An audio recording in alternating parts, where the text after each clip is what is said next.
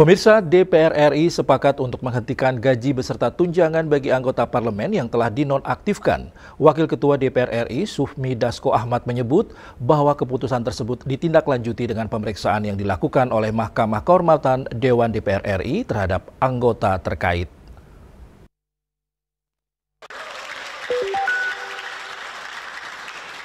DPR RI menggelar rapat konsultasi pimpinan DPR RI dengan pimpinan sejumlah fraksi pada 4 September 2025 guna membahas sejumlah tuntutan 17+8 yang dirangkum dari 211 organisasi masyarakat sipil.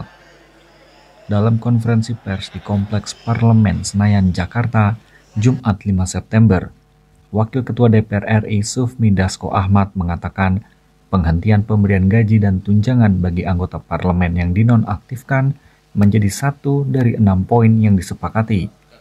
Menurutnya, keputusan tersebut ditindaklanjuti dengan pemeriksaan terhadap anggota partai nonaktif oleh Mahkamah Kehormatan Dewan DPR RI berkoordinasi bersama Mahkamah Kehormatan masing-masing partai. Kemarin tindakan preventif yang dilakukan adalah penonaktifan, sambil kemudian diproses di mahkamah partai, karena penonaktifan itu kan belum dengan proses. Nah, ini sudah diproses. Nah, kemudian kita minta Mahkamah Kehormatan Dewan juga berkoordinasi dengan mahkamah partai masing-masing untuk melakukan proses sesuai dengan ketentuan yang ada. Kita akan melihat hasil sidang etiknya, nanti biar Mahkamah Kehormatan Dewan dan mahkamah partai itu berkoordinasi, mekanismenya sudah diatur sesuai dengan aturan yang ada. Sejumlah partai politik telah mengumumkan penonaktifan anggotanya usai kericuhan yang terjadi dalam aksi demonstrasi sejak 25 Agustus 2025.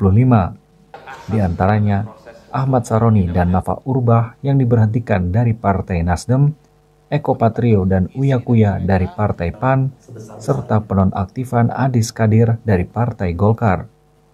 Dari Jakarta, Cahya Sari, Angga, Kantor Berita Antara mewartakan.